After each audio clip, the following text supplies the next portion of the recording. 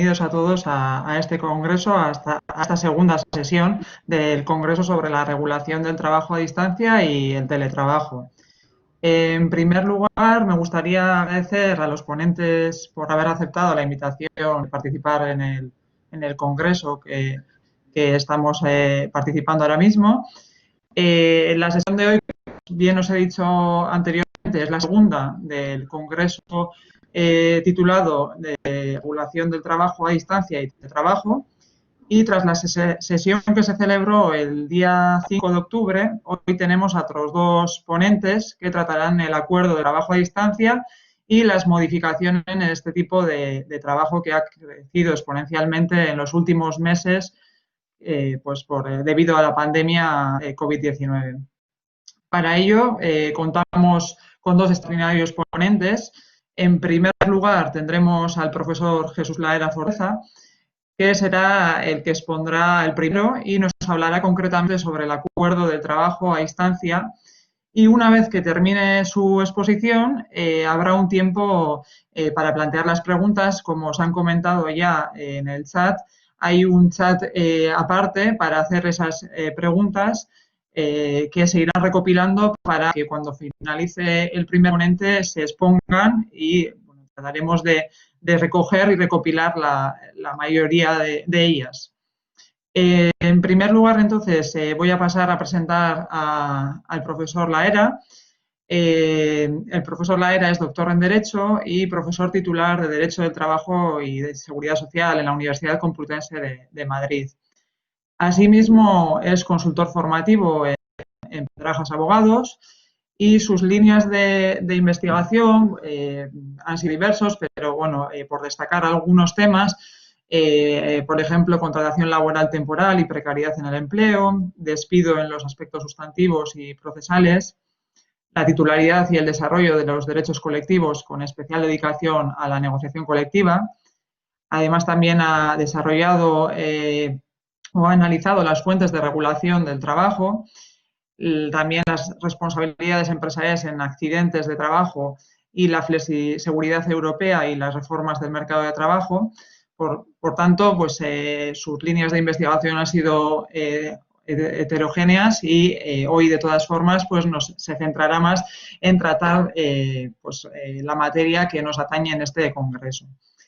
Jesús Laera, por tanto, tendrá una media hora para exponer su ponencia y posteriormente pasaremos, como bien he dicho, a una ronda de preguntas o cuestiones que se planteen en ese chat. Por tanto, sin extenderme más, le voy a dar la palabra al profesor Laera cuando quieras. Lo único, tiene un problema técnico con la cámara, por tanto, se le escuchará, pero no podremos ver su imagen, ¿vale? Entonces, bueno, cuando quieras, Jesús, puedes empezar. Sí, buenas tardes. Querría confirmar primero que se escucha bien, Enea. Sí, se escucha perfecto. De acuerdo, siento que no haya funcionado la cámara y no se me pueda ver. Lo importante es que se me pueda escuchar. En primer lugar, agradecer la invitación a este congreso online a los profesores Adrián Todolí, Miguel Rodríguez Piñero Rollo y a la propia Enea por la presentación. Y mi tema es el acuerdo de teletrabajo. Va a consistir mi ponencia en tres aspectos. En primer lugar, el marco de ese acuerdo. En segundo lugar, el contenido mínimo. Y en tercer lugar, los requisitos formales de dicho acuerdo. Empezamos, por tanto, con el marco de regulación del acuerdo de trabajo a distancia de Ley 28/2020, partiendo de la premisa de que estamos ante la principal herramienta que utiliza este decreto ley para regular el trabajo a distancia. Como iremos viendo, toda la regulación pivota en torno a este acuerdo individual, con continuas referencias a la negociación colectiva, pero que parte de la presencia de un acuerdo escrito de trabajo a distancia.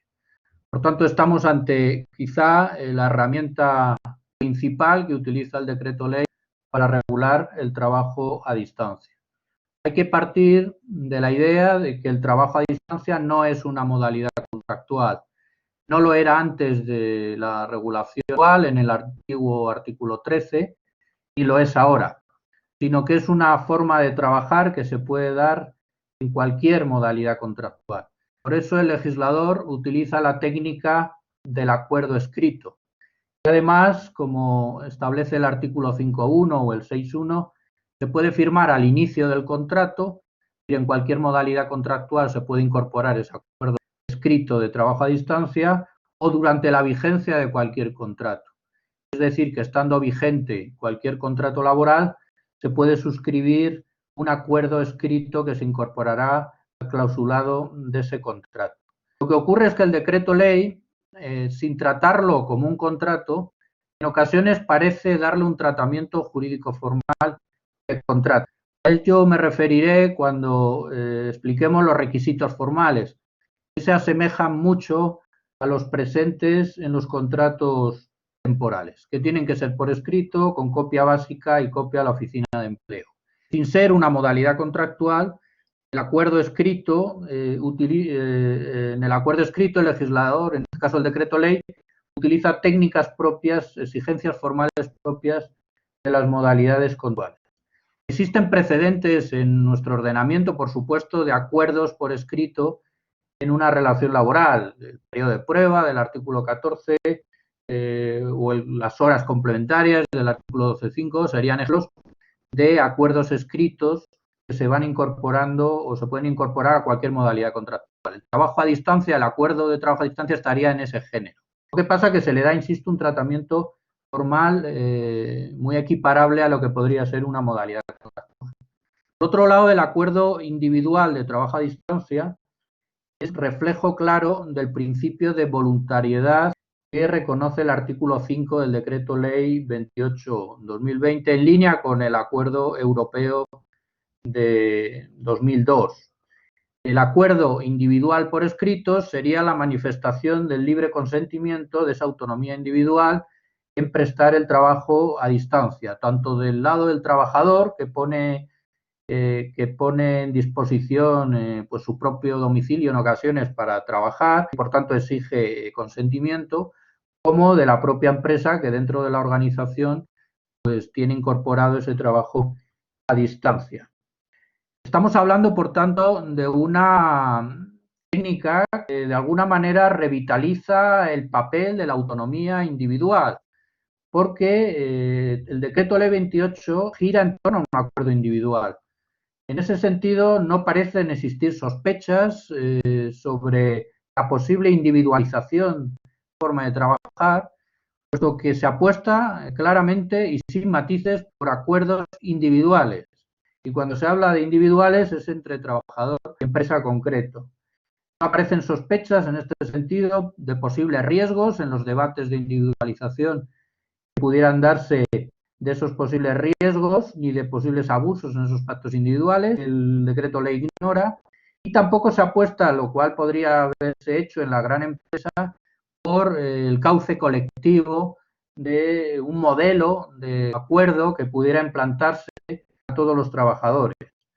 Seguramente en las grandes empresas esa técnica de modelo similar a condiciones generales de contratación se pueda terminar extendiendo y esos acuerdos escritos individuales terminan recogiendo una especie de modelo colectivo que se implante en la gran empresa con las mismas condiciones.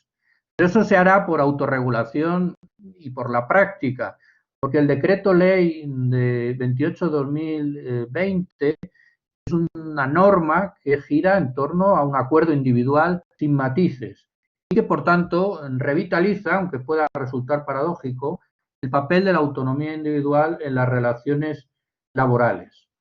Lo que lo hace es de manera muy formalizada y por eso exige ese contenido mínimo al que luego me referiré. La opción del decreto ley 28 es clara: principio de voluntariedad, acuerdo escrito y formalización de ese escrito con un contenido mínimo. Es muy importante subrayar que el acuerdo solo será exigible con ese contenido mínimo en los supuestos dentro del ámbito del decreto ley 28. En ese sentido, me remito también a todo lo que se habrá explicado en la sesión anterior, que vi que se dedicaba a la voluntariedad y al ámbito del decreto ley.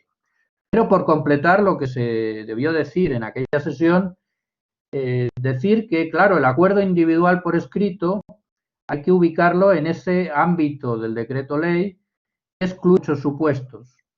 El artículo primero, para empezar, distingue trabajo a distancia regular o no regular, con esa frontera que deben ya conocer del 30% en 3 meses de referencia de trabajo a distancia, con un modelo mixto que combine trabajo presencial y trabajo mixto con ese umbral del 30% en 3 meses, y distingue claramente hasta el punto de que la definición de trabajo a distancia se vincula a la regularidad entre este trabajo a distancia regular o no regular. Eso quiere decir que los trabajos a distancia no regulares, aquellos que son inferiores al 30% de referencia en 3 meses, estarían sujetos a la normativa general y no estarían dentro de lo que es el ámbito del decreto ley. Esa normativa general pues, tendría un tratamiento parecido al de trabajo presencial y sería predominante el trabajo presencial y la regulación del mismo. Puede plantear dudas la unilateralidad posible de la empresa en establecer ese tipo de trabajo. Es un debate en el que no voy a entrar, pero lo que no ofrece dudas es que en el decreto ley 28 los trabajos a distancia de menos del 30% no están sujetos a un acuerdo escrito, formalizado con el contenido del artículo 7. Por otro lado, la disposición transitoria tercera, que como saben excluye el trabajo a distancia derivado del COVID-19 del ámbito de aplicación, también supone la exclusión de muchos supuestos, diría que en la actualidad la mayoría, de trabajo a distancia que están haciendo los trabajadores. Estamos hablando de supuestos derivados de la aplicación del artículo 5 del decreto ley 8, que por cierto está derogado, de preferencias frente a ERTE del trabajo a distancia, que dieron lugar pues, a muchas actividades a distancia durante el confinamiento y también en la desescalada. Estamos hablando de cualquier medida de trabajo a distancia vinculada a contenciones sanitarias derivadas de la pandemia, ya sean derivadas de las medidas de las autoridades o de la propia empresa con sus servicios de prevención. Y como seguramente vieron en la sesión anterior del Congreso, esas situaciones, curiosamente, se sujetan a la normativa general. La normativa general que no puede ser el antiguo artículo 13 del Estatuto de los Trabajadores, porque está derogado y además reenviaría al decreto ley 28/2020, que resulta inaplicable por la disposición transitoria tercera. Estaríamos otra vez en supuestos de normativa general que tendrían que ser el trabajo presencial. En ese sentido, el decreto ley no establece plazos máximos de mantenimiento de ese trabajo, no regula la reversibilidad, rehúye el consentimiento del trabajador en la adopción de estas medidas y llama la atención que se haga en una norma de urgencia como el decreto ley. Lo único que hace, como seguramente se explicó el otro día, es decir que las herramientas, equipos, son a cargo de la empresa y reenvía a un acuerdo, a una posible compensación de gastos en el marco de acuerdos colectivos y negociación colectiva. Esto nos lleva a que el acuerdo escrito con el contenido mínimo del artículo 7 no se aplica a situaciones de pandemia. Y esto tiene enorme incidencia porque estamos hablando de cientos de miles de trabajadores que mantienen, muchos de ellos, sus trabajos a distancia fruto de las decisiones adoptadas en la crisis de COVID-19, que lo harán en los próximos meses, seguramente porque se mantienen restricciones importantes y se mantiene la propia pandemia con los riesgos de contagio. Y todas estas situaciones no se exige ningún tipo de acuerdo escrito ni se apela a una voluntariedad. Teniendo en cuenta que la empresa pues ha ordenado en muchas ocasiones ese trabajo a distancia de manera justificada en el marco de reacción frente a una pandemia, pero no ha dado lugar a ese tipo de acuerdos voluntarios. Llama la atención que no se exija ningún tipo de formalización de ningún acuerdo, ni siquiera en las herramientas, porque las herramientas al final se podría haber remitido a un inventario acordado y la disposición transitoria tercera es bastante abierta, igual que en la situación de gastos. Por tanto, estamos hablando de una exclusión de acuerdos escritos de muchos supuestos. Si nos vamos también a la disposición transitoria primera del Decreto Ley 28, también quedan excluidos de una aplicación inmediata los trabajos a distancia regulados por convenios o acuerdos colectivos que estén vigentes en este momento, que quedan vinculados a la vigencia de ese convenio o acuerdo colectivo, o si no se dice nada, a 1 año, salvo un pacto posible de 3 años. Esto seguramente se explicó también el otro día, que excluiría también del contenido mínimo y del acuerdo escrito a supuestos que ya están regulados por convenios colectivos, y seguramente el decreto ley está pensando en algunas experiencias ya, sobre todo en grandes empresas, que estaban regulando el trabajo a distancia en el marco de los procedimientos de conciliación familiar y laboral del artículo 34.8. Aquí se dan 3 meses desde que termine esta transitoriedad, larga transitoriedad, porque se vincula a vigencia incluso a pactos posibles de 3 años, y que hacen y posponen el trabajo a distancia se tenga que acordar por escrito con ese contenido mínimo a ese medio plazo. Y eso conecta también con una descoordinación que llama la atención del decreto ley con los procedimientos de conciliación laboral y familiar, el artículo 34.8 o incluso con el propio artículo 6 del decreto ley 8 del programa Me Cuida, que curiosamente es prorrogado hasta 31 de enero, pero es ignorado absolutamente en la normativa. Aquí se nos plantea la duda si estos procedimientos de trabajo a distancia por conciliación familiar o laboral 34.8 o en el programa Me Cuida, que también ocupan muchos supuestos actuales de trabajadores a distancia, sería exigible ese acuerdo escrito con un contenido mínimo del artículo 7. Hacemos una interpretación sistemática con la disposición transitoria primera que aplica los convenios o acuerdos colectivos vigentes, muchos de ellos relacionados con estos procedimientos. La conclusión sería que no. Y tampoco hay una mención expresa a estos supuestos. Y además hay una reforma del 138 bis de la Ley de Jurisdicción Social que apuntaría a posibles sentencias que establecieran trabajo a distancia. Y resulta lógico pensar que si es posible alcanzar por el trabajador con una solicitud, con estos procedimientos, alcanzar una sentencia que establezca el trabajo a distancia, no está pensando el decreto ley o quienes lo han hecho en un acuerdo escrito. Porque qué más que superar la voluntariedad de una sentencia, ¿verdad? Por tanto, también quedarían ahí fuera muchos supuestos de conciliación familiar y laboral que seguramente es una duda, luego en el coloquio podemos comentarlo, no estarían sujetos al contenido mínimo de este acuerdo escrito. Y luego el sector público, que como saben está fuera y se aplica el EBET también en el personal laboral. No me referiría al trabajo autónomo, que suyo está fuera. ¿A quién se aplica ese acuerdo escrito voluntario con el contenido mínimo que ahora vamos a ver? Si no se aplica a los de menos del 30%, ni al COVID-19, ni a los convenios vigentes a medio plazo, ni a los procedimientos de conciliación familiar, ni al sector público. Pues aplicaría a aquellos trabajos a distancia de más del 30% que no respondieran a estas excepciones. Esto quiere decir que el impacto es muy relativo. Y estamos hablando de una norma que curiosamente es de urgencia, pero su aplicación es a medio y largo plazo. Paso a analizar el segundo punto, que es el contenido mínimo del acuerdo. El contenido mínimo del acuerdo está regulado en el artículo 7 del Decreto Ley 28/2020 y lo que pide el Decreto Ley es que se establezca en el acuerdo por escrito, insisto, individual, prácticamente todo el régimen jurídico del trabajo a distancia. De tal manera que tenemos un acuerdo que sintetiza muchos de los aspectos regulados en el propio decreto ley. Y se complementa mucho con la negociación colectiva.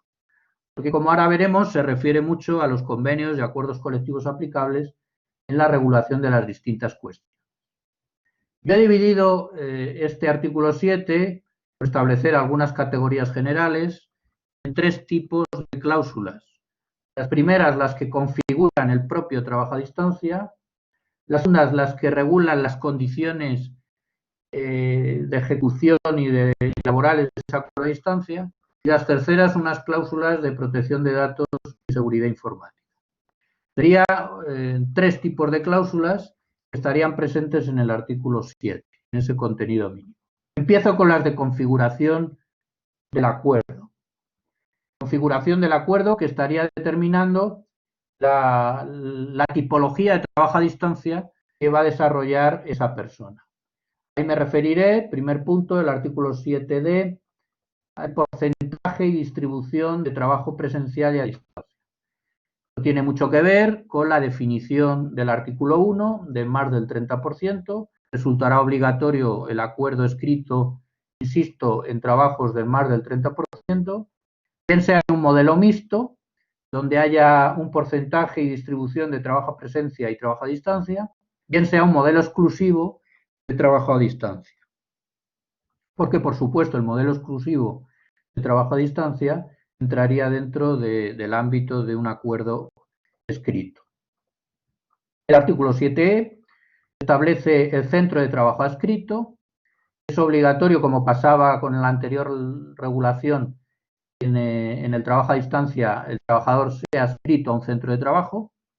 Eso es muy importante en modelos mixtos de trabajo presencial y trabajo a distancia, porque ese trabajador en la distribución correspondiente acudirá a su puesto de trabajo en su centro en el trabajo presencial y el resto de días estará a distancia.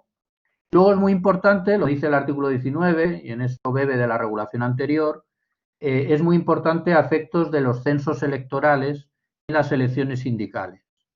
Porque las elecciones a delegados de personal y comités por centro, pues tienen que estar presente, por supuesto, también el trabajador a distancia regular, ya sea el que trabaje de manera mixta, ya sea el trabajador a distancia, la fórmula exclusiva.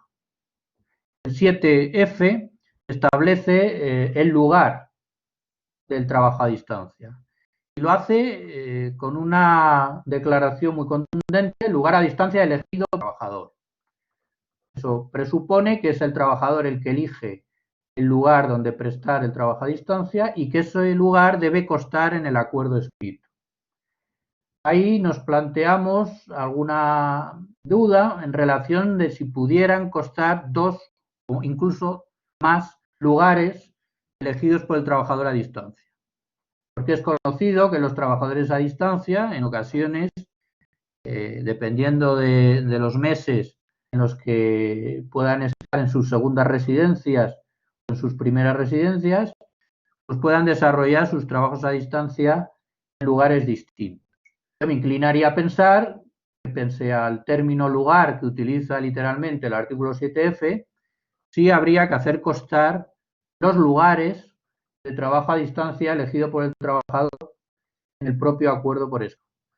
Porque eso tiene proyección en la prevención de riesgos laborales, el artículo 16.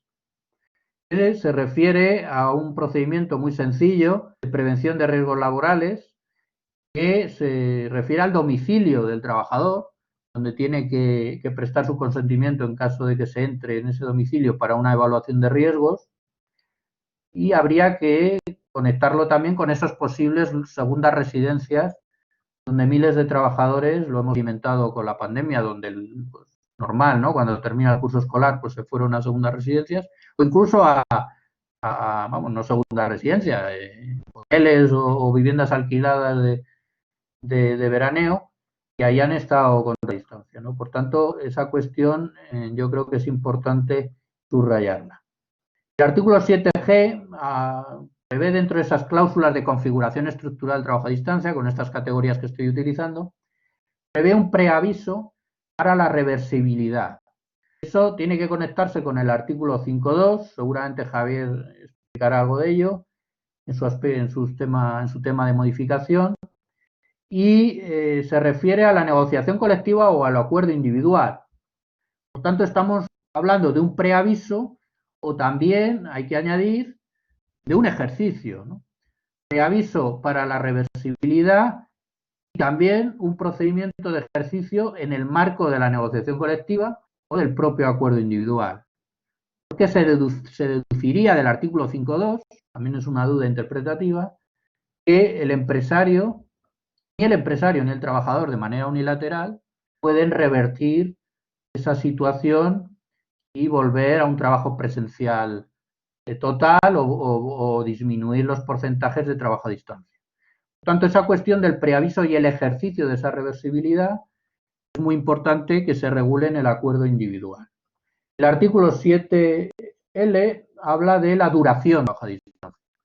Ello tiene que ver con la incorporación dentro de cualquier modalidad contractual de un acuerdo de duración de trabajo a distancia. Acuerdo que puede ser por un plazo determinado, acuerdo que estará vinculado también a la modalidad contractual, lógicamente si es un contrato temporal, ese acuerdo estará condicionado a la duración de ese contrato temporal y se puede también pactar, creo, de manera indefinida, siempre que exista una regulación reglada de esa reversibilidad, que me parecería arriesgado pactar una duración indefinida sin una regulación clara de supuestos de reversibilidad. Y finalmente, el artículo 7I, procedimientos de dificultades, solución de procedimientos de dificultades técnicas del trabajo a distancia, pues es una cuestión también que debe constar en el acuerdo cuando existe algún problema técnico que impida el trabajo a distancia, si es obligado a ir a trabajo presencial, o se van a ofrecer herramientas de sustitución, esa cuestión tiene que constar. Por tanto, estamos hablando de estas cláusulas de configuración estructural del trabajo a distancia, pues que determinan elementos esenciales de esta forma de trabajar. El segundo tipo de cláusulas que obliga al artículo 7 al contenido mínimo del acuerdo de trabajo a distancia son determinadas condiciones laborales que deben constar. Me referiré en primer lugar en el artículo 7C al horario de trabajo y las reglas de disponibilidad. Bueno, ahí parece claro que debe constar dentro del contenido mínimo el horario y las reglas de disponibilidad. En el marco del artículo 13 del Decreto Ley 28/2020, que apuesta por la flexibilidad horaria en este tipo de forma de trabajar con periodos de disponibilidad obligada, y parecería que el modelo que está utilizando el Decreto Ley de trabajo a distancia es unas horas de disponibilidad obligada con una flexibilidad horaria que permita la autoorganización del tiempo de trabajo, es una de las dudas que tiene el trabajo a distancia. Y el artículo 13 se remite a la negociación colectiva para que establezca esos mecanismos de flexibilidad horaria. En ese marco de flexibilidad horaria y de disponibilidad obligada, de esa autoorganización que yo creo que el decreto ley facilita, o debería facilitar, se establece una exigencia de acuerdo escrito del horario y de las reglas de disponibilidad. Pero todo ello hay que conectarlo con las cláusulas de convenios colectivos de flexibilidad horaria que pudieran ser aplicables y también con los acuerdos de flexibilidad horaria que se pudieran alcanzar. Con un gran margen, creo que ofrece el decreto ley para esta flexibilidad. Eso hay que conectarlo, por otro lado, con el registro horario del artículo 34.9 del Estatuto de los Trabajadores, como bien dice el artículo 14, compatible con la flexibilidad horaria, pero que exigiría algún tipo de registro de las horas de conexión y desconexión con independencia de esa flexibilidad. Y luego se plantea la duda si es aplicable la distribución irregular de la jornada, de ese 10% en defecto de negociación colectiva, el trabajo a distancia. Y yo entendería que sí que es aplicable, puesto que en ninguna norma exceptúa de la normativa de distribución irregular de la jornada el trabajo a distancia. El artículo 7A y 7B son muy importantes, han ocupado bastante espacio mediático en la presentación en los medios de esta regulación y son el inventario de los equipos, medios y herramientas de trabajo a distancia a cargo de la empresa. Queda claro por el decreto ley en el artículo 11 que esos equipos, medios y herramientas son a cargo de la empresa. También queda claro que la negociación colectiva tiene un papel en establecer regulaciones de esos medios y herramientas, y queda claro en el artículo 7A que debe constar por escrito en el acuerdo ese inventario. Además, con una exigencia máxima, porque incluso se habla de la vida útil del equipo informático. Vida útil de un equipo informático que será difícil de prever por la propia empresa. Pero ahí se exige incluso la vida útil del equipo. Ese inventario se refiere pues a todos los instrumentos necesarios para el trabajo a distancia, puesto equipos informáticos, móviles, etcétera, ¿no? El artículo 7b hace referencia a que conste por escrito en el acuerdo la compensación de gastos derivados del trabajo a distancia. Compensación de gastos que, si nos atenemos al artículo 12, pues también nos remitimos a la negociación colectiva y que pueden ser gastos relacionados con esos equipos, medios y herramientas. Es decir, que hay que determinar qué gastos tiene el trabajador relacionados con esas herramientas, identificarlos y establecer algún tipo de compensación. Teniendo en cuenta que seguramente los convenios colectivos pues entrarán a regular esta cuestión con bases de compensación. Y luego el artículo 7H, por terminar esta segunda categoría de cláusulas del acuerdo, se refiere a los medios de control empresarial. También tienen que constar los medios de control empresarial. Y yo me pregunto si ahí el decreto ley, creo que no, pero lo pongo en debate, ha ido más allá de la Ley Orgánica 3/2018, que exige mera información al trabajador de los medios de control digital, ¿no? De control digital de su actividad laboral. Entendería que esa Ley 3/2018 también se aplica en el trabajo a distancia y que es suficiente la información. Y por tanto no es necesario el consentimiento del trabajador. Pero claro, si se tiene que firmar un acuerdo escrito con ese contenido mínimo, pues nos pone en la tesitura de un posible rechazo del trabajador de esos medios de control. Y por eso me plantearía si se ha dado el paso más allá de esa ley de una exigencia de consentimiento. Yo creo que no. Yo creo que lo que se exige es que el acuerdo se informe en el acuerdo de los medios de control, no que el trabajador esté de acuerdo en esos medios de control. Pasa lo mismo con los sistemas de desconexión digital, donde también es suficiente la información en el marco de lo regulado en la negociación colectiva en las políticas internas y que también seguramente pues, se terminará haciendo constar en el acuerdo escrito, informando al trabajador de las vías que tiene de desconexión digital. Bueno, eso ocuparía las cláusulas de condiciones laborales y pasaríamos a las últimas, que serían las de cláusulas de protección de datos y seguridad informática, que están en el artículo 7J y 7K en el marco de la Ley de Protección de Datos Personales, de la Ley Orgánica 3/2018, mencionada también en los artículos 17 y 20 del decreto ley, y esas instrucciones de la empresa en seguridad informática. Aquí queda claro que lo único que tiene que constar en el acuerdo son las instrucciones de la empresa y que no se exige ningún consentimiento, sino las instrucciones de la empresa en la protección de datos personales y en la seguridad informática. En definitiva, este repaso rápido del acuerdo escrito, muchas de las cuestiones que he apuntado serán objeto de ponencias en sesiones posteriores del Congreso. Estas exigencias de contenido mínimo del acuerdo escrito terminan regulando de manera bastante exhaustiva, con muchos reenvíos a la negociación colectiva, a lo regulado de la negociación colectiva, pues toda la configuración del trabajo a distancia, sus condiciones laborales y esa protección de datos y seguridad informática. Es decir, nos encontramos con un acuerdo muy formalizado, muy exigente en su contenido mínimo y que, por tanto, va a exigir a las empresas en ese trabajo a distancia estructural del más del 30%, una vez que se supere la pandemia, porque el decreto ley, lo he dicho antes, no se aplica a situaciones de pandemia, sino a situaciones estructurales post-pandemia, pues va a obligar a las empresas a redactar este tipo de acuerdos. Y ahí es donde, como he dicho al principio, creo que puede calar la idea de un modelo estándar, sobre todo en grandes empresas, que incluso se pueda negociar con los representantes de los trabajadores, incluso pactar por acuerdo colectivo y que pueda ser trasladado a las situaciones individuales.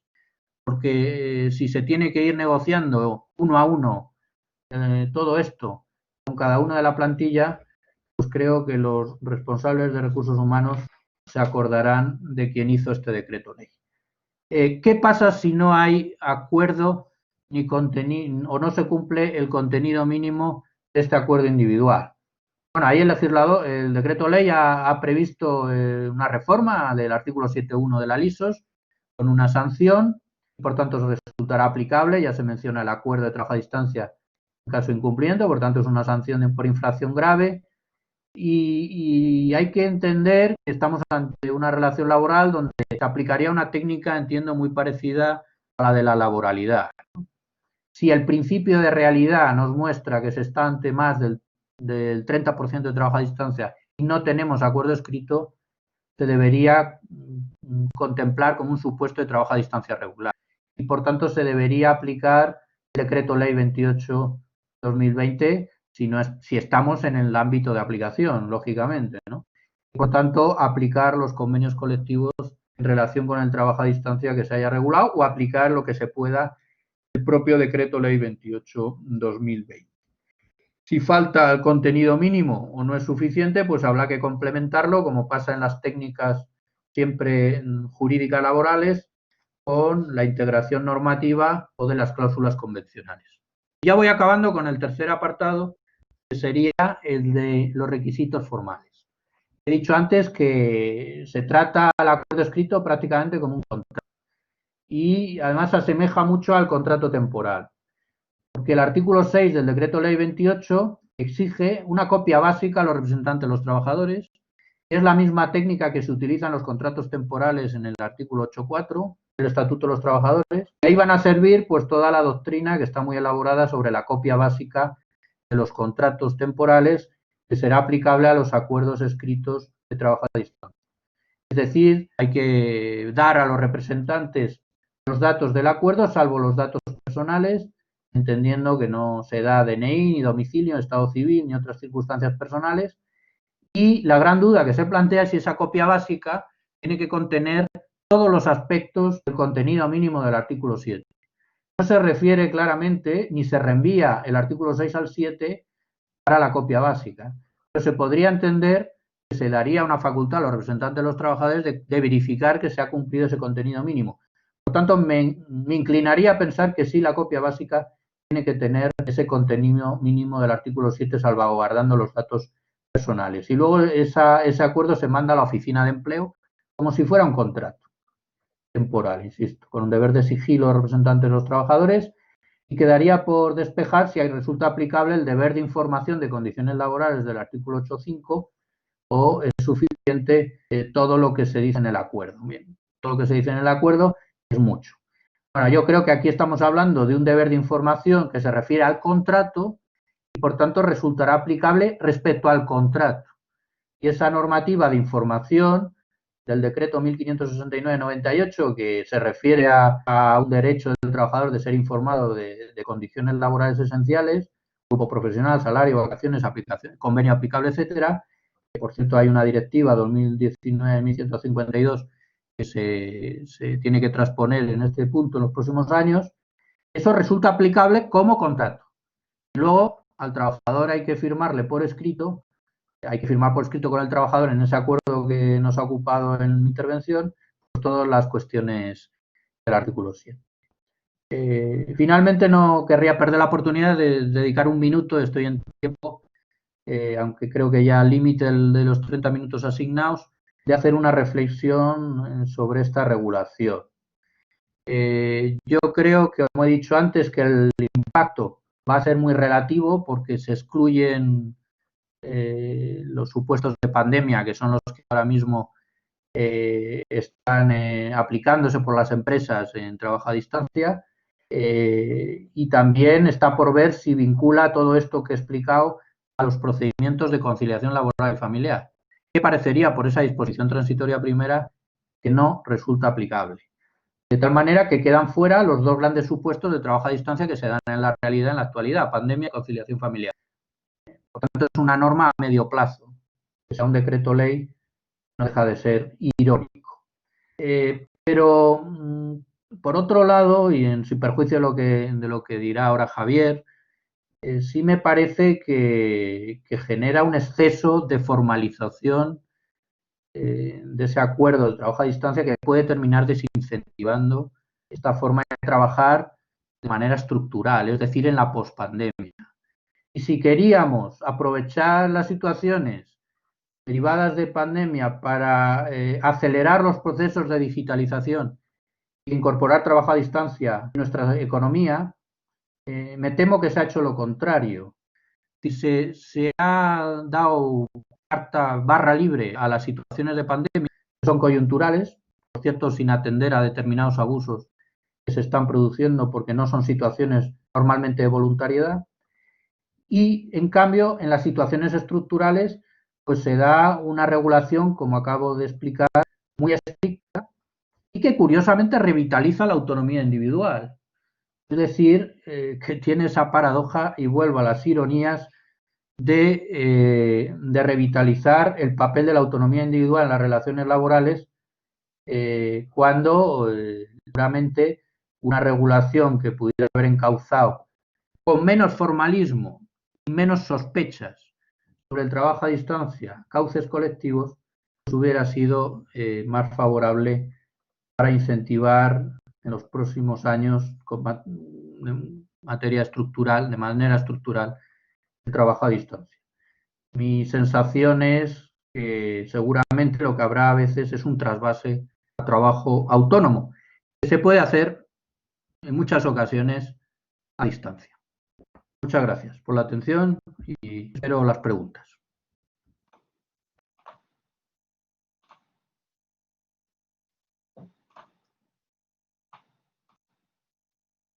Muchas gracias, Jesús, por tu clara exposición. Y bueno, ahora voy a pasar un poco a preguntarte las preguntas que hemos ido recibiendo. Las que hemos recogido han sido sobre todo 6 principalmente. Va a haber este tiempo ahora, unos 15 minutos aproximadamente, para responder a esas preguntas y ese debate. Si quieres te planteo las 6 o si prefieres uno por uno, como tú me digas y te las voy planteando, ¿vale? En primer lugar sería Fernando Boro nos comentaba qué papel creen que desempeñará la Inspección de Trabajo y Seguridad Social en la vigilancia y control de la normativa, máxima con la posible colisión con el artículo 18.2 de la Constitución sobre la inviolabilidad del domicilio. Sí, si quieres vamos una a una y así. Eso es, vale, perfecto. Bueno, la Inspección de Trabajo efectivamente se enfrenta a un reto en este sentido por ese límite. Además lo menciona el artículo, me parece que es el 16 del decreto ley, que se refiere a la prevención de riesgos laborales, ¿no? Donde dice claramente que hay un consentimiento del trabajador en la entrada del domicilio. Me parece que se refiere a los técnicos de prevención. Eso sería extensible a la Inspección de Trabajo, ¿no? A no ser que exista una autorización judicial, lo planteo que pudiera entrarse en un domicilio en un supuesto hipotético, ¿no? Por tanto, la Inspección de Trabajo ahí lo que va a tener son los acuerdos por escrito, que son comunicados a la Oficina de Empleo, y ahí puede entrar, y puede entrar en relación con los representantes de los trabajadores que pudiera haber algún tipo de denuncia de que no se está cumpliendo los contenidos mínimos del artículo 7. Por tanto, sí puede haber un control de la Inspección de Trabajo del artículo 7. De hecho, el incumplimiento del acuerdo o del contenido del acuerdo, porque se refiere al contenido, es una sanción grave, es una sanción por infracción grave del artículo 7.1 de la LIS. Vale, muchas gracias. En segundo lugar, y respecto al principio de voluntariedad que comentabas y que ya se comentó en la sesión anterior, Martín Bravo nos comentaba que en Perú se expidió con motivo de la pandemia normas sobre trabajo remoto. Y a diferencia del teletrabajo, que tiene su propia ley, carece del acuerdo de voluntades. El empleador impone la prestación a distancia en este caso. Entonces, el empresario ha tomado con mucho éxito este trabajo remoto, al que califica como más flexible, se le exonera también del pago compensatorio y ha postulado que sus normas, originalmente temporales, sean ahora permanentes. Por tanto, nos plantea que qué futuro tiene la regulación del teletrabajo si su principio fundamental, el de la voluntariedad en su adopción, es precisamente uno de los grandes obstáculos. ¿cabe admitir una figura como el trabajo remoto de forma permanente? Es lo que nos pregunta Martín Bravo. El trabajo a distancia en la formulación del decreto ley es claramente voluntario. El artículo 5 lo dice claramente y por eso hay un acuerdo escrito individual con un contenido mínimo. Pero como he dicho antes, las situaciones que están excluidas de esa voluntariedad y por tanto de ese acuerdo escrito son bastantes. Y entre ellas están las que se refiere a la pregunta, que son el trabajo a distancia, la experiencia en ese caso de Perú, derivada de la pandemia, ¿no? Y en ese caso el decreto ley español pues lo que ha hecho es excluirlo de toda la regulación y simplemente garantizar que los equipos y herramientas sean a cargo de la empresa, lo cual seguramente puede dar lugar a algún tipo de acuerdo en ese aspecto de inventario de equipos y herramientas y una compensación de gastos reenviada a la negociación colectiva. Pero en ningún caso se garantiza la voluntariedad. De hecho, muchos supuestos de trabajo a distancia que viven miles y miles de personas que están a distancia ahora mismo trabajando son órdenes de la empresa.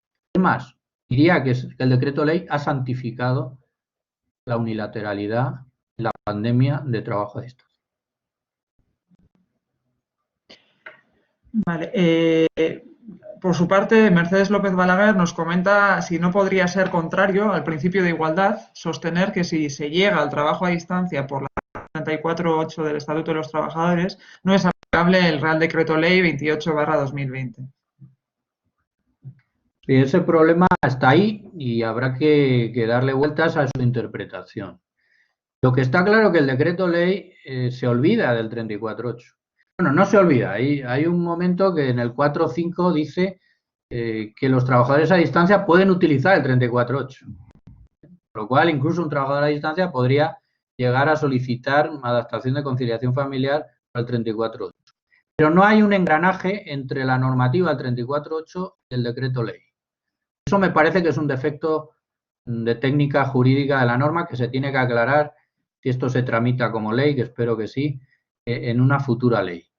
Porque efectivamente, si tenemos dos regímenes jurídicos diferenciados, uno sometido a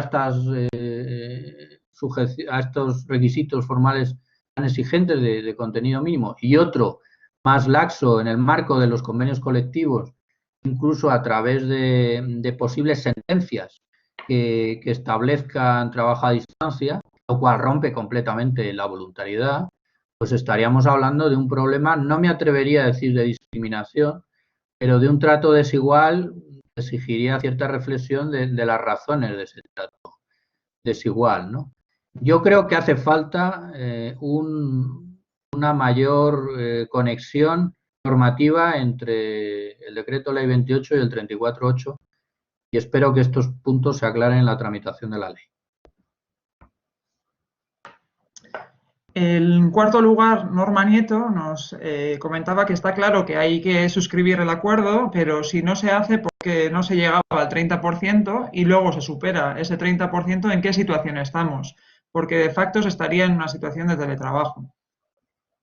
Sí, ahí operaría, yo creo, el principio de realidad, ¿no?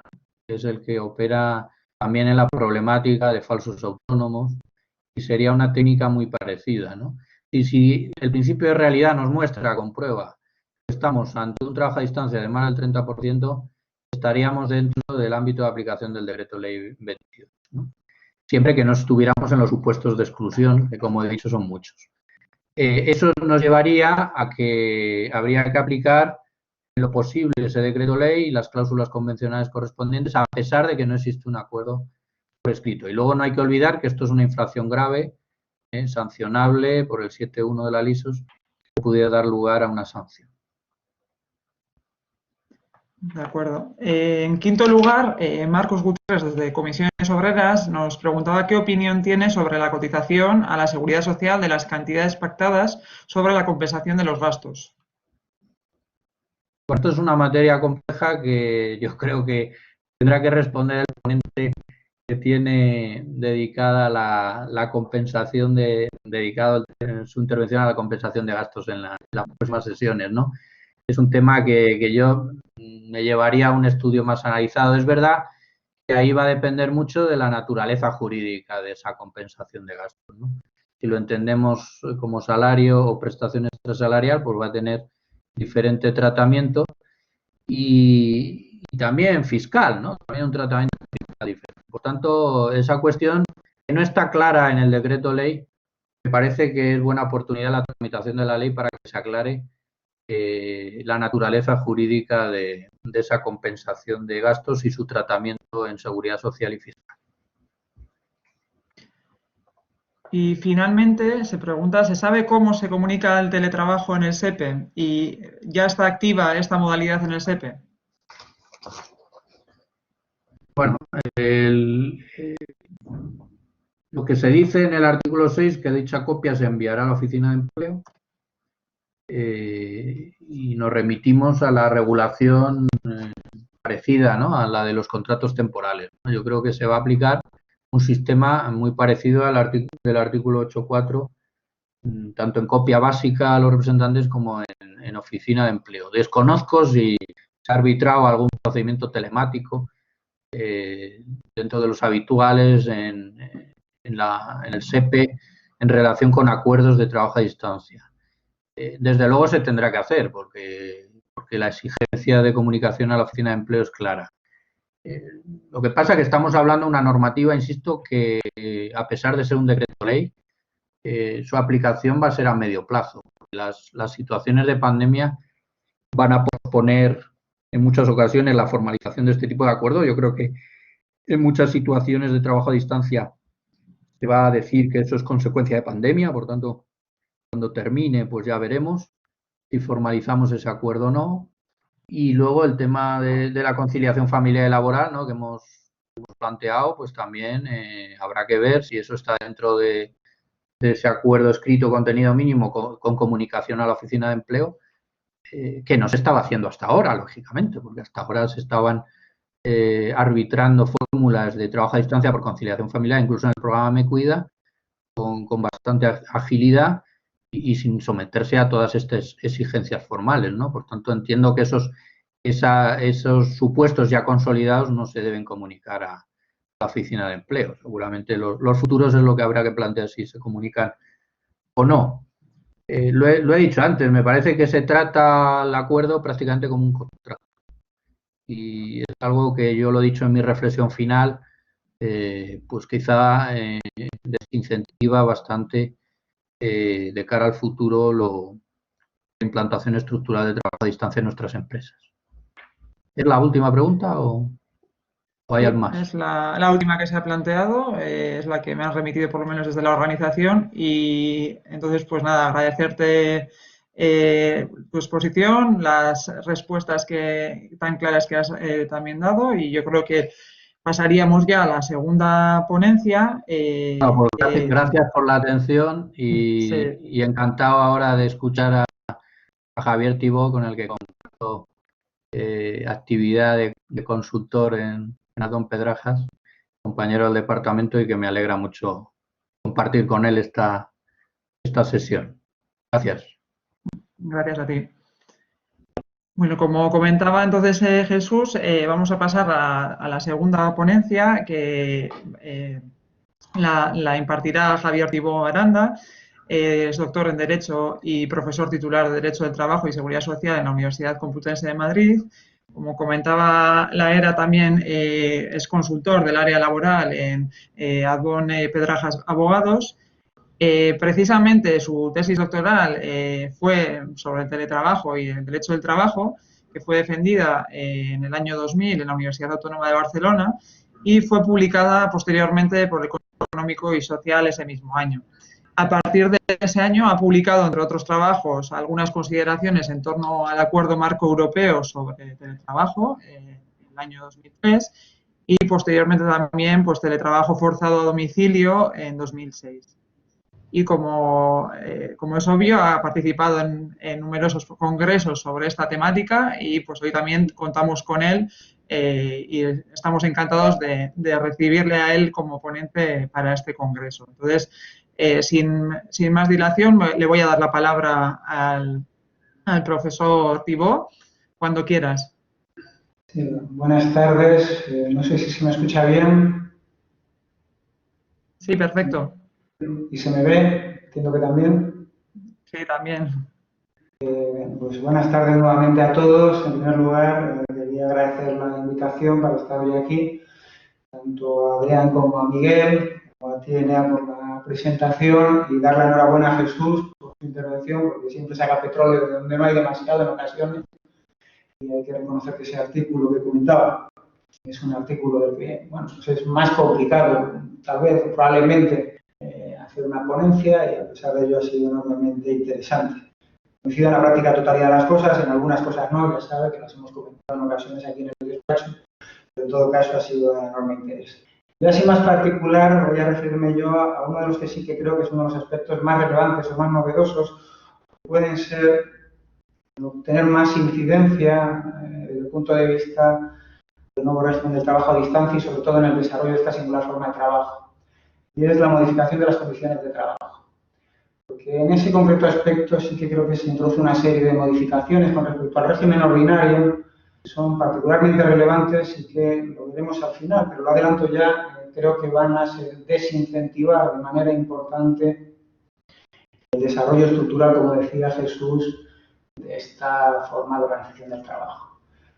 Me voy a servir, eso sí, en mi exposición de una presentación de PowerPoint que creo que va a facilitar el seguimiento. No sé si se visualiza. Sí, perfecto. Se ve bien. Como decía, el objeto de mi intervención básicamente se refiere a la modificación de las condiciones de trabajo. Para ello, creo que es importante partir de una premisa y es cuál es el régimen general, de qué situación partimos. Como todos sabemos, el contrato de trabajo es un contrato de tracto sucesivo, que significa que perdura en el tiempo y que como consecuencia de ello puede haber determinadas vicisitudes que se producen a lo largo de la relación laboral que exijan introducir determinadas modificaciones en el contrato. De hecho, si nos atenemos a lo que es habitual, lo que se contempla o se deriva del régimen general ordinario, podríamos concluir que son 4 las vías a través de las cuales se pueden practicar esas modificaciones. Y no me refiero ahora en concreto al trabajo a distancia, sino en general respecto al contrato de trabajo. Esas vías son conocidas, en ocasiones esas modificaciones se producen por causas ajenas a la voluntad de las partes, como puede ser una modificación en un precepto legal o en una previsión convencional. En otros casos se producen los cambios o las modificaciones en el contrato de trabajo por decisión de las dos partes de mutuo acuerdo. En tercer lugar, es también relativamente frecuente en el ámbito laboral, a diferencia de lo que sucede en otras disciplinas jurídicas, esa modificación se produzca por decisión unilateral de una de las partes, en concreto y hasta la fecha lo venía siendo normalmente por decisión de la empresa, a través de cualquiera de los mecanismos ordinarios o extraordinarios que contempla el Estatuto de los Trabajadores, ya sea el mero ejercicio del ius variandi, ya sea una modificación sustancial de condiciones de trabajo, un traslado, un desplazamiento, y cualquiera de los mecanismos o procedimientos que contempla el Estatuto de los Trabajadores para modificar una condición de trabajo. Y de un tiempo a esta parte, lo que también se observa es que el legislador, de manera progresiva, ha ido incorporando lo que podemos considerar también modificaciones unilaterales, pero promovidas o decididas por el propio trabajador.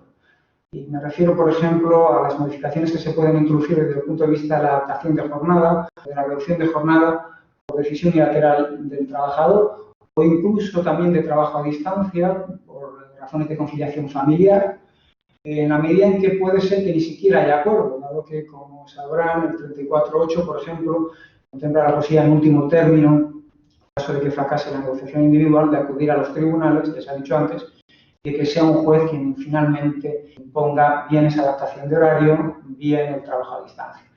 Un supuesto, digamos, anterior era, por ejemplo, la posibilidad que se contemplaba de rescindir por decisión unilateral del trabajador el pacto de las complementarias. Es decir, que también cabe que se produzcan modificaciones por decisión, digamos así, unilateral del trabajador. Pero es verdad, es cierto, el supuesto habitual de modificación unilateral era aquel que se producía a instancias o por decisión del empresario. Este es el esquema normal, ordinario, que contempla el Estatuto de los Trabajadores, que sin embargo se va a ver alterado de manera sensible por medio de la ley de trabajo a distancia. Pero no se va a ver afectado, o no se va a producir, mejor dicho, esa alteración en todos los supuestos de trabajo a distancia. ¿Por qué? Pues porque lo señalaba Jesús antes, y se habrá dicho en la sesión anterior, que la nueva ley excepciona de su ámbito de aplicación a diversos colectivos de trabajadores a distancia. Excluye de su ámbito de aplicación numerosos supuestos que probablemente en la actualidad son la gran mayoría, de ahí que podamos cuestionarnos en qué medida concurría la extraordinaria y urgente necesidad que habría justificado o ha justificado la aprobación de ese Real Decreto Ley. En todo caso, esa cuestión no es una cuestión que nos compite a nosotros dirimir, pero lo que sí es relevante es atender a cuáles son los colectivos que quedan excluidos, porque respecto de esos colectivos de trabajo a distancia que quedan excluidos, el régimen de modificación de condiciones de trabajo va a ser distinto. ¿Cuáles son los colectivos que quedan excluidos como consecuencia de lo que se dispone en el Real Decreto Ley 28/2020? En primer lugar, ya lo decía Jesús, se va a excluir a aquellos trabajadores que realizan su prestación desde el domicilio u otro lugar libremente elegido, pero que no alcanzan ese porcentaje del 30%, es decir, es un trabajo a distancia no regular, es un trabajo a distancia, digámoslo así, residual. En la medida en que es así, no se les aplicará la ley de trabajo a distancia, ya veremos cuál es la consecuencia desde el punto de vista de la modificación de las condiciones de trabajo. Tampoco se va a aplicar la ley de trabajo a distancia a aquellos trabajadores a distancia que venían ya trabajando a distancia, digamos, probablemente antes de la pandemia. En todo caso, trabajan a distancia antes de que entre en vigor la nueva norma y que, condición importante, eso sí, se rigen en cuanto a las condiciones generales de su prestación de servicio por un convenio colectivo. Trabajaban a distancia en empresas en las que ya existía una regulación convencional del trabajo a distancia.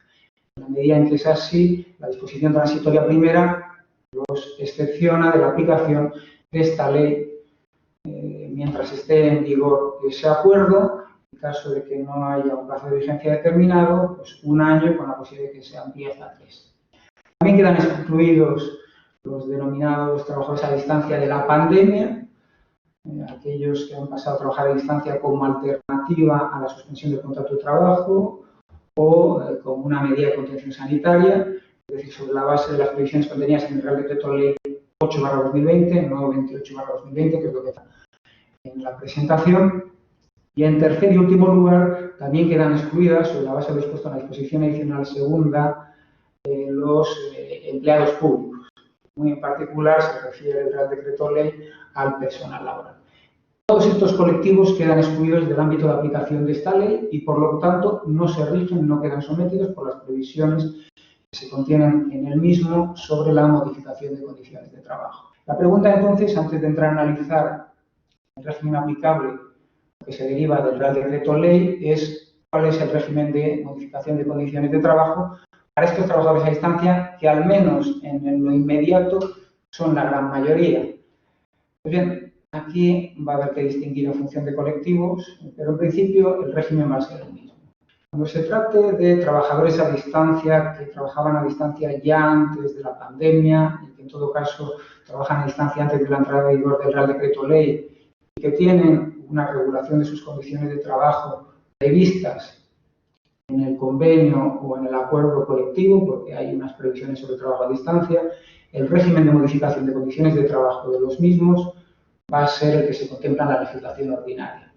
Por lo tanto, no se les aplica esta ley, que podemos considerar una ley especial, sino que respecto de la modificación de sus condiciones de trabajo hay que estar a lo dispuesto en el Estatuto de los Trabajadores, fundamentalmente. ¿Qué significa? Pues que se aplica o rige lo que veíamos anteriormente. Puede ser que la modificación de las condiciones de trabajo se produzca de manera automática como consecuencia de una modificación del propio estatuto. Puede ser que se modifiquen las condiciones de trabajo de esos trabajadores a distancia por mutuo acuerdo. Puede ser que sea fruto de una decisión unilateral de la empresa, del empresario, o puede ser que sea consecuencia de una decisión unilateral del trabajador, por ejemplo, solicite una adaptación del horario por razones de conciliación. Es decir, respecto de estos trabajadores a distancia, que ya trabajaban a distancia desde la pandemia, su régimen de modificación de condiciones de trabajo es el que podemos considerar ordinario, el mismo que se aplica a un trabajador presencial. Y será así al menos mientras estén en vigor esos acuerdos o convenios colectivos que establecen las condiciones generales de esa prestación de trabajo a distancia. Algo similar sucede con los trabajadores a distancia de la pandemia. Respecto a estos, como en el caso anterior, hay que entender que la modificación de sus condiciones de trabajo se rige por lo dispuesto en el Estatuto de los Trabajadores, básicamente. Aquí está el artículo 39, el artículo 40, el artículo 41, el artículo 20. Es decir, que las condiciones, los requisitos y las circunstancias en las que se puede producir una modificación vienen determinadas por el propio Estatuto de los Trabajadores. Al margen de ello, eso sí, hay una especialidad sobre la que quiero detenerme, aunque solo sea para lanzarlo al debate, y es si se puede exigir a la empresa, mejor dicho, si la empresa puede exigir al trabajador que retorne al centro de trabajo antes de que se haya superado la situación de emergencia. En el fondo es una modificación que supone dejar de trabajar a distancia para pasar a trabajar nuevamente de manera presencial. Se ha planteado la cuestión ya incluso en vía judicial. En la medida en que se impugnó la decisión de los trabajadores por parte de la representación, se pidieron incluso medidas cautelarísimas. Es una cuestión que finalmente no se resolvió porque se entendió que el juzgado en concreto no era competente, pero es una cuestión que sí se está planteando en numerosas empresas y es en qué medida a los trabajadores de la pandemia se les puede exigir ya desde el momento en que, si me apuran, decae el estado de alarma, el retorno al centro de trabajo. Bien, a mi juicio, entiendo que es perfectamente posible. Es decir, no se reconoce ni siquiera en la legislación de excepción un derecho general al trabajo a distancia. Ni se establece una preferencia del trabajo a distancia frente al trabajo presencial. Se establece una preferencia del trabajo a distancia frente a la suspensión del contrato de trabajo. Es verdad que hay una prioridad del trabajo a distancia frente a los ERTEs, pero no hay una prioridad o preferencia del trabajo a distancia frente al trabajo presencial. A partir de ahí, entiendo que la empresa puede en cualquier momento solicitar, requerir, siempre que haya una causa que justifique tal decisión, el retorno de los trabajadores a la empresa.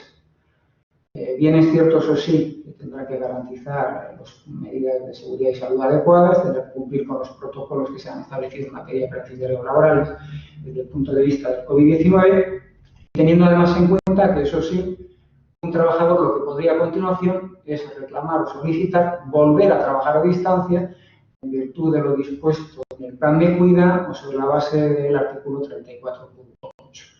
Es decir, que la empresa puede imponer el retorno siempre que garantice la seguridad y salud de los trabajadores y, eso sí, dejando a salvo la posibilidad o la eventualidad de que un trabajador a distancia solicite retornar al trabajo a distancia por razones de conciliación familiar, para cuidar a un familiar por razones del COVID, etc. En tercer lugar está el personal laboral del sector público. También se ha visto, digámoslo así, expulsado del ámbito de aplicación de esta ley. Lo cual ciertamente resulta cuando menos curioso, sobre todo cuando se observa la diferencia que se establece en el tratamiento de determinadas cuestiones, como puede ser la compensación por los gastos. En todo caso, no es una cuestión que haga el objeto de esta intervención, por lo tanto no me voy a detener en ella. Pero por lo que se refiere a la modificación de las condiciones de trabajo, entiendo que igualmente habrá que estar lo dispuesto en el Estatuto de los Trabajadores. Operará, por lo tanto, el poder de decisión unilateral del empresario en cuanto a la modificación de esas condiciones de trabajo en los términos previstos en los artículos 20, 39, 40 y 41 del Estatuto de los Trabajadores. A partir de aquí, sí, lo que cabe plantearse es qué sucede con los trabajadores a distancia, a los que sí les resulta aplicable la nueva ley. Probablemente son los menos, como señalaba Jesús. Progresivamente se irá ampliando ese número, es esperable. En todo caso, al día de la fecha probablemente son los menos. Pero ¿cuál es, en todo caso, el régimen legal previsto? Bien, aquí se lo decía, se introduce un cambio importante. Y sí que el Real Decreto Ley 28/2020 ha introducido una novedad relevante desde el punto de vista del modelo de gestión tradicional, gestión de los trabajadores en la empresa.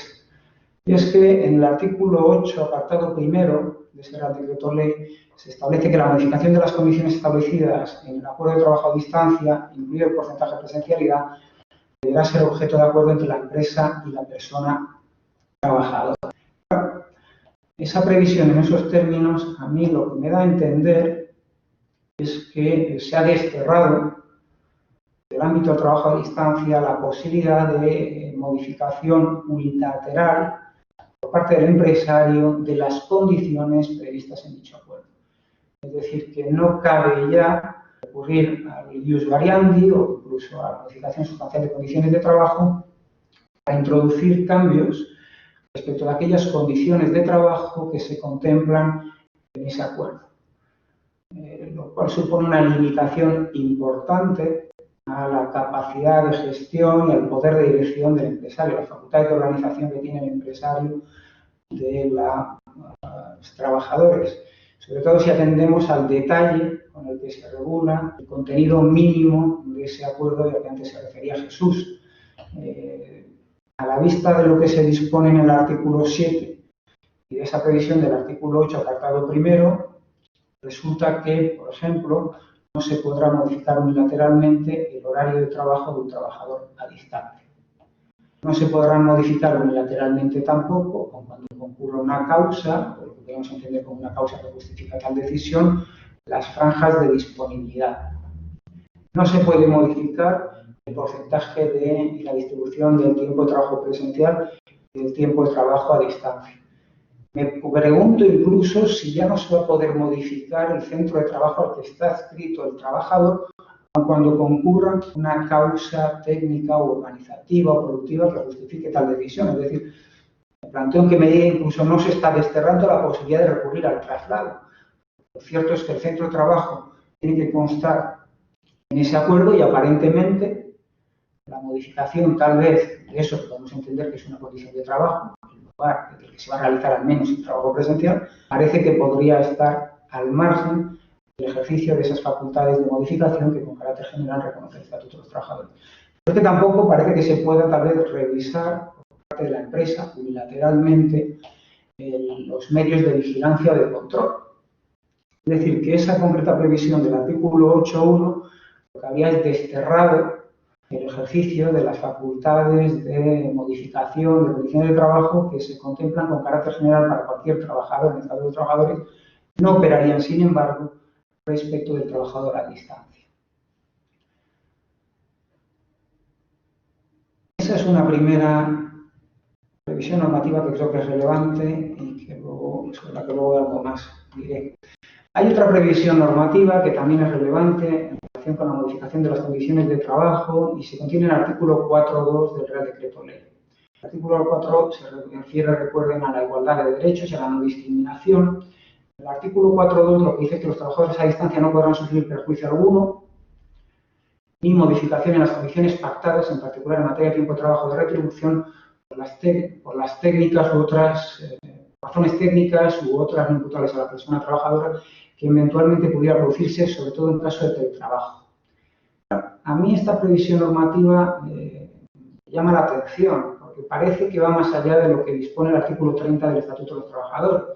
En cuanto que no solo dice que un trabajador no puede sufrir perjuicio alguno económico, derivado de que haya una falta de ocupación efectiva porque se produzca una dificultad técnica en la prestación, sino que parece que está vetando también la posibilidad de que el empresario adopte algún tipo de medida de modificación de condiciones de trabajo para tratar de salir al paso de esas dificultades que se han planteado, lo cual podría dificultar que la empresa, por ejemplo, planificara el trabajo de otro modo, distribuyera el tiempo de trabajo del trabajador a distancia de otro modo, para tratar, digamos, de superar esa situación de dificultad técnica que se puede plantear. En este punto es verdad que el acuerdo de trabajo a distancia debería prever cuáles son los procedimientos que se tienen que iniciar o seguir en caso de que se produzcan esas dificultades técnicas, pero bueno, eso a lo que obliga es a ser enormemente previsor y muy exhaustivo en cuanto a las dificultades que pueden surgir. Y lo cierto es que eso no siempre es posible. Hay que tal vez lo aconsejable sea optar por una cláusula relativamente abierta, que permita que en caso de que surjan dificultades técnicas, la empresa pueda reclamar o solicitar o imponer el retorno al trabajo presencial.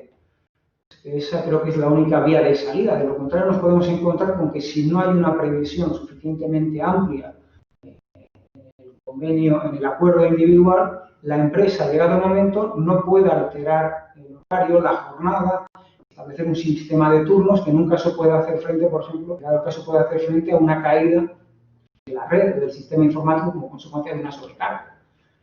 Entonces, esta, insisto, creo que es otra previsión normativa que debe tenerse en cuenta, particularmente desde el punto de vista de las modificaciones que va a poder o no va a poder introducir el empresario en caso de que se produzcan dificultades técnicas en la prestación. Luego, el otro aspecto sobre el que también quería llamar la atención es el relativo al principio de reversibilidad. Porque aquí también la ley establece una previsión que, bueno, es cierto que en cierto modo viene a reproducir lo que establece el Acuerdo Marco Europeo sobre Teletrabajo, pero ciertamente puede cuando menos sorprender. En todo caso, debería contemplarse, preverse en el acuerdo individual. Y es la cuestión de la reversibilidad. ¿Por qué? Porque tal y como se ha establecido en el Real Decreto Ley, se reconoce un ejercicio de reversibilidad tanto a empresario como a trabajador. Lo que sucede es que a continuación que se dice que esa reversibilidad, ese retorno al trabajo presencial, se tendrá que hacer en los términos previstos en la negociación colectiva o en los fijados en el acuerdo de trabajo a distancia. Pues bien, ¿qué sucede si nada se ha previsto? O si no se ha previsto un concreto supuesto, ni en el convenio colectivo, ni en el acuerdo o el contrato de trabajo. ¿Puede la empresa imponer el retorno al trabajo presencial? ¿Podría recurrir a la vía de la modificación sustancial de condiciones de trabajo? Insisto, en un supuesto en el que a lo mejor nada se ha previsto ni en el acuerdo.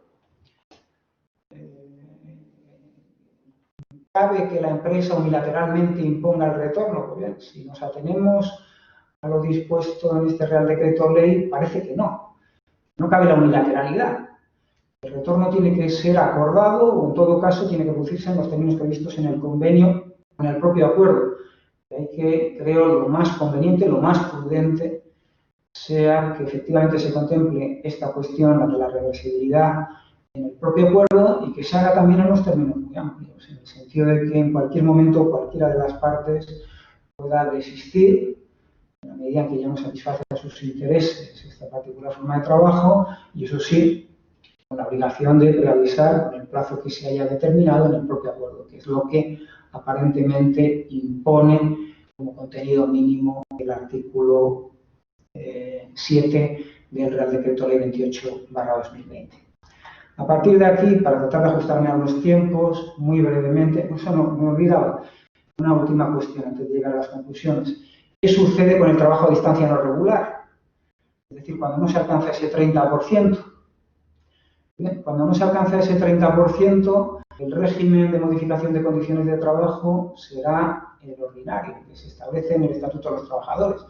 Por lo tanto, cuando no se alcanza ese 30%, el empresario sí va a poder modificar unilateralmente el horario, las franjas de disponibilidad, los medios de control, etcétera, incluso los que puedan poder revisar el tiempo de presencialidad o de trabajo a distancia sin necesidad de contar con el acuerdo del trabajador. Es decir, cuando no se alcanza el 30%, parece que sí opera el artículo 20, opera el artículo 41 y por lo tanto cabe la unilateralidad. De mismo modo que cabe en todo caso la unilateralidad por parte del trabajador, en su caso, por motivos de conciliación familiar, base a lo dispuesto en los artículos 34 y 37.8. Por lo tanto, cuando no se alcanza ese 30%, nos encontramos con un supuesto similar al que se prevé o una regulación idéntica a la que se aplicaría para el caso de los colectivos que hemos visto que están excluidos en las disposiciones transitorias y adicionales de la ley. Y ahora ya sí, para concluir, pues básicamente tres grandes conclusiones. La primera, desde el punto de vista de la cuestión que tenía que tratar directamente de cuál es el régimen aplicable a un trabajador a distancia, desde el punto de vista de las modificaciones en las condiciones de trabajo. Ahora sí me limito a referirme al nuevo régimen legal, es decir, a aquellos trabajadores que ahora, o sobre todo en el futuro, van a quedar sometidos a este Real Decreto Ley, pues básicamente habrá que distinguir en función de qué condiciones. Si es una condición de trabajo que aparece reflejada en el acuerdo, cualquiera de esas condiciones que constituyen el contenido mínimo de ese acuerdo, parece que la modificación solo cabe por la vía del acuerdo. No cabe la modificación por decisión unilateral de la empresa. Sí podría eventualmente caber una modificación, probablemente unilateral, a instancias del trabajador. Por ejemplo, una modificación del horario de trabajo, por razones de conciliación. Pero lo que parece que ya no cabe es modificar el horario de trabajo por decisión unilateral de la empresa. Parece que se exige en todo caso, al empresario se le va a exigir en todo caso el acuerdo del trabajador. Si se trata de condiciones que no están establecidas en el acuerdo porque no forman parte del contenido mínimo del acuerdo, entonces parece que sí opera ese poder de decisión unilateral del empresario. Por supuesto, esas condiciones se podrán revisar por acuerdo, también en determinados casos se puede revisar una condición, tal vez cabría contemplarlo por la vía 34.8, aunque no lo sé, a medida que el horario ya figura allí, se podría hacer en todo caso por de manera unilateral, pero no sé si hay otra, más allá del horario que tenga encaje en el 34.8, pues el trabajo a distancia es el supuesto que ya propiamente regularía ese acuerdo, pero en todo caso, insisto, la diferencia fundamental viene derivada del hecho de que si son condiciones contempladas en el acuerdo, hace falta acuerdo con el trabajador, esta parece vetada la posibilidad de decisión unilateral de la empresa. Si por el contrario son condiciones que no figuran en ese acuerdo, no forman parte del contenido mínimo, entonces sí cabe el ejercicio del poder de decisión unilateral por parte del empresario, siempre eso sí sometido a los requisitos y condiciones que establece el Estatuto de los Trabajadores. A partir de aquí, la segunda conclusión es que, en cierto modo, este Real Decreto Ley parece que abunda en ese desequilibrio que se observa entre las facultades de empresario y trabajador respecto al trabajo a distancia. Porque si atendemos a la voluntariedad, observamos que la voluntariedad se le impone en todo caso al empresario, en el sentido de que no puede imponer el teletrabajo al trabajador, va a necesitar en todo caso el acuerdo del trabajador, incluso aunque concurran causas de fuerza mayor, aunque concurra una causa económica, técnica o de producción, necesita el acuerdo del trabajador. No se ha excepcionado una regla de voluntariedad, en ningún caso, ni siquiera aparecen supuestos por causas de fuerza mayor. En cambio, el trabajador sí puede, llegado el caso, imponer el trabajo a distancia a la empresa, en una medida en que lo puede hacer por la vía del 34.8, por ejemplo. En esa misma línea encontramos que desde el punto de vista de la revisión de las condiciones de trabajo, por ejemplo, también se observa un cierto desequilibrio, en el sentido que el trabajador puede imponer, por la vía del artículo 34.8, una modificación del horario, por ejemplo, por razones de conciliación familiar, y sin embargo el empresario no le va a poder imponer a ese trabajador a distancia una modificación del horario cuando concurra una causa económica, técnica o de producción. Y lo mismo cabría decir respecto de la reducción de la jornada o el retorno a las dependencias de la empresa. Es decir, en este caso parece que se está generando un cierto desequilibrio, parece, en favor del trabajador y en perjuicio del empresario desde el punto de vista de los derechos y facultades que tienen a la hora de imponer el trabajo a distancia o de revisar las condiciones de trabajo. Y la tercera conclusión, como consecuencia de todo lo anterior, es que nos encontramos con que el nuevo régimen legal, en cierto modo, lo que ha venido a hacer es menos flexible al trabajador a distancia, paradójicamente, que al trabajador presencial. Y, lógicamente, lo planteo desde la perspectiva de la empresa. Pero al final resulta que si un trabajador es presencial, la empresa puede modificar unilateralmente su horario, siempre y cuando concurran causas económicas, técnicas, organizativas o de producción. Si es un trabajador a distancia, resulta que necesita el acuerdo del trabajador. Si de lo que se trata es de que el trabajador retorne a las dependencias de la empresa necesita el acuerdo del trabajador. Sin embargo, si se trata de que un trabajador presencial tenga que trasladarse a 300 kilómetros del centro de trabajo, tenga incluso que cambiar de domicilio, la empresa lo puede imponer unilateralmente. Lo cual me parece sin sentido, que se puede imponer a un trabajador el traslado a 300 kilómetros de su lugar de trabajo, el lugar del que venía trabajando, y sin embargo no se le pueda exigir a un trabajador retornar a su centro de trabajo para que trabaje de manera presencial. Ello sin desconocer, por supuesto, en este punto el acuerdo marco europeo sobre el teletrabajo dice lo que dice. Pero lo mismo sucede con los sistemas de vigilancia. Si se trata de un trabajador presencial, nos encontramos con que la empresa puede en cualquier momento revisar esos sistemas de control o de vigilancia. siempre y cuando se respete la dignidad del trabajador. Y en cambio, si se trata de un trabajador a distancia, resulta que esa revisión o esa modificación de los sistemas de control necesitaría de la conformidad del trabajador. Al final resulta que el trabajador a distancia es, desde la perspectiva empresarial, menos flexible, lógicamente, que el trabajador presencial.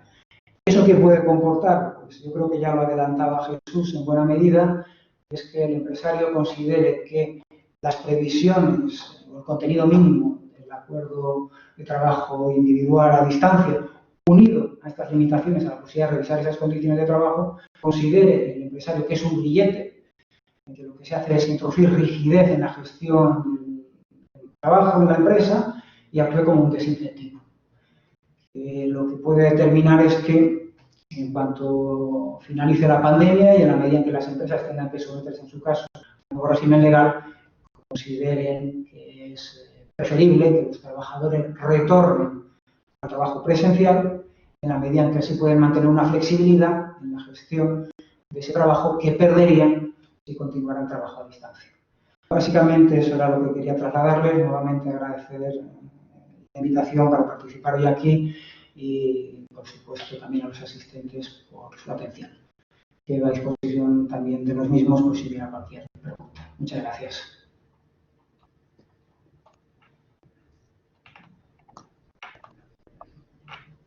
Muchas gracias a ti, Javier. Bueno, por cuestión de tiempo ya estamos a las 7:30, entonces, bueno, voy a plantear las 3 preguntas que hemos recogido. La primera de todas es la vuelta al centro de trabajo durante la situación de alarma sanitaria. ¿Se puede hacer sin un preaviso suficiente al trabajador o debería mediar un plazo mínimo? ¿Se podría considerar una modificación sustancial? Es verdad que cuando se implantó no se implantó como modificación sustancial. Cuando se implantó, por las razones por las que se implantó, yo creo no se implantó como una modificación sustancial, no se siguieron los procedimientos previstos en la ley para una modificación sustancial. Podemos entrar a discutir si era necesario o no, pero en todo caso mi consejo a una empresa es que siga en el retorno el procedimiento previsto para una modificación sustancial. Sobre todo porque si se va a imponer el retorno antes de que se haya superado la situación de emergencia sanitaria, antes de que haya desaparecido el COVID, de algún modo la empresa tiene que justificar qué cambios ha producido en la empresa que justifique el retorno. Yo creo que, al menos desde el punto de vista de mi consejo a la empresa, es que trate de seguir el procedimiento del artículo 41. Es verdad que en la ida no se siguió, pero en la vuelta debería hacerlo. Es mi consejo. En todo caso, no solo haya preaviso, sino que en todo caso haya periodo de consulta con los representantes de los trabajadores, se informe sobre cuáles son las concretas razones que justifican el retorno, al mismo tiempo se le informe sobre los protocolos que se van a seguir y demás. Mi consejo es, desde el punto de vista legal, ser lo más garantista posible en este punto y seguir las previsiones que establece el artículo 41, tanto desde el punto de vista de la información al trabajador como a los representantes, como un eventual periodo de consulta. En segundo lugar, nos llegaba la pregunta de si se contrata a diferentes personas trabajadoras en diferentes provincias, ¿se podrían aplicar diferentes condiciones laborales de diferentes convenios sectoriales provinciales? En caso de un cambio de domicilio y de provincia, ¿se mantienen las condiciones anteriores o las nuevas? Esto lo que pasa es que conecta con una cuestión que también se verá, supongo, en semanas posteriores en este mismo congreso, y es cuál es el convenio aplicable. El convenio aplicable lo determina el lugar en el que está el trabajador, es decir, su domicilio, o lo determina el lugar en el que está el centro. Si hablamos de convenios colectivos de empresa, no es problema, normalmente, en la medida en que sea un convenio para toda la empresa. Pero si hablamos de convenios sectoriales provinciales, ¿cuál es el convenio sectorial provincial aplicable? ¿El de la provincia en el que se encuentra el centro y al que está adscrito el trabajador? ¿O el del lugar en el que está trabajando el trabajador? Que puede ser que la provincia no sea la misma, que el centro está en una provincia y el trabajador está en otro. Luego ahí lo determinante va a ser cuál es el convenio colectivo aplicable inicialmente. Si entendemos que es el del centro, en la medida en que cambia de centro adscrito, parece que el convenio debería cambiar. Si lo que determina el convenio aplicable no es el centro, sino el lugar en el que trabaja el trabajador, en la medida en que cambie el centro, no tiene por qué cambiar el convenio. Por tanto, la cuestión es previa, es qué convenio es el aplicable. El que se aplica al lugar en el que está el centro o el del lugar en el que presta trabajo ese trabajador. ¿Es el domicilio del trabajador lo que determina el convenio aplicable o es el domicilio de la sociedad o del centro de trabajo el que determina el convenio aplicable? En función de cuál sea la respuesta a la que lleguemos, el cambio o no del centro de trabajo determinará o no el cambio de convenio. De acuerdo. Y por último, Javier también nos comenta un poco respecto al trámite administrativo de la comunicación de apertura del centro de trabajo a la autoridad laboral. ¿Existe la obligación de hacerlo respecto al teletrabajo en relación al lugar elegido para la prestación laboral en tal modalidad? Bueno, también nos comenta que en consulta efectuada en el año 2016 a la Dirección General de Empleo del Ministerio de Empleo y Seguridad Social se contesta que sí, pues la finalidad primordial de este trámite concierne al ámbito de la prevención de riesgos laborales y la normativa en esta materia se centra principalmente en el concepto del lugar de trabajo. Sin embargo, esta posición no la he visto respaldada en ningún lugar más y me gustaría saber su opinión al respecto, ya sea aplicando el Real Decreto 28/2020 o la normativa ordinaria para la aplicación del teletrabajo. Lo cierto es que si nos atenemos a la definición de centro de trabajo, el domicilio no entra dentro de la previsión legal. Por lo tanto, con la ley en la mano, sinceramente creo que no tiene encaje. Comunicar la apertura de un centro de trabajo tiene sentido cuando se trata de, o se contempla la posibilidad de que la inspección haga una visita. Eso tiene sentido en el caso del centro de trabajo. Creo que no lo tiene en el caso del lugar de trabajo. No veo a la inspección haciendo inspecciones en domicilios para ver si cumplen con la normativa de protección de los laborales. En todo caso, ahora además ya existe la obligación de comunicar el lugar a través de la comunicación del propio acuerdo, con lo cual, en último término, la inspección va a ser conocedora, puede tener conocimiento de cuál es el lugar de trabajo, a medida en que lo conoce a través del propio acuerdo. Comunicar la apertura del centro de trabajo, insisto, desde un punto de vista formalista creo que no tiene cabida, porque no es un centro de trabajo, es un lugar de trabajo sí, pero no es un centro de trabajo, y creo que desde un punto de vista operativo tampoco tiene mayor sentido. No creo que se vaya a realizar una visita de la inspección de trabajo con carácter previo, en su caso, a la apertura de ese centro para comprobar si cumple con la normativa de protección de riesgos laborales. Lo que sí tiene sentido es que la inspección pueda tener conocimiento, saber cuáles son los lugares de trabajo. Y eso lo va a saber a través del acuerdo de trabajo. El acuerdo individual tiene que contemplar cuál es el lugar y en la medida en que es así, la empresa tiene que poner a disposición de los inspectores, en su caso, esos acuerdos y los propios inspectores podrán comprobar si efectivamente hay trabajadores a distancia y desde qué lugar están trabajando a distancia.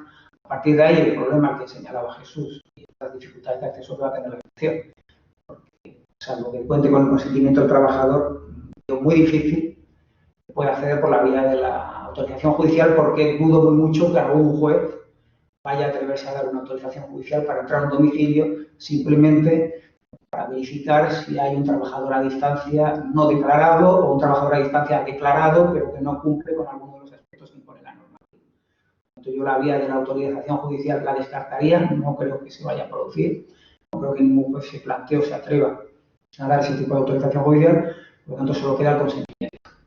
Y a efectos de, en su caso, realizar esa visita, contando con el consentimiento, existe conocimiento a través del propio acuerdo individual. Por tanto, yo insisto, al margen de ese criterio de la Dirección General de Empleo, creo que con la ley en la mano en la actualidad y sobre todo tras el último cambio legal que se ha producido en el que no se contempla obligación alguna en tal sentido, es relevante el hecho de que haya una ley que ahora regula específicamente el trabajo a distancia y que haya regulado de manera muy pormenorizada determinados aspectos, no ha modificado el Estatuto de los Trabajadores en ese sentido, ni contiene ni establece una previsión en tal sentido. Por tanto, yo creo que el hecho de que el nuevo Real Decreto Ley, el Real Decreto Ley 28/2020, no contemple esa obligación, determina que no hay obligación, por tanto, de comunicar con carácter previo la apertura del centro de trabajo cuando se trata de un mero lugar de trabajo. Muchas gracias, Javier. Bueno, por cuestión de tiempo, había alguna pregunta más, pero no podemos extendernos, ya que son las 8 menos 20. Por tanto, Adrián, no sé si tienes algo más que decir. No, nada, simplemente agradecer a Javier y a Jesús sus magníficas ponencias y a ti, Enea, por la presentación. Y nada, bueno, pues eso, gracias una vez más a todos también los asistentes y nos vemos la próxima semana a la misma hora. Recibiréis, como siempre, un correo electrónico con el link para poder acceder a la sesión. Bueno, eso, Jesús y Javier, muchísimas gracias por la participación. La verdad es que he disfrutado mucho y es muy interesante. Se ha aclarado muchas cosas que la ley, pues eso, no dejaba del todo claro y sobre todo, como ha dicho Jesús, esperemos que si se tramita como efectivamente parece ser, como ley, que se solucionen algunas de ellas, que ya el profesor Sala Franco ya en aquel momento ya señaló que había algunas cosas que mejorar. Muchas gracias.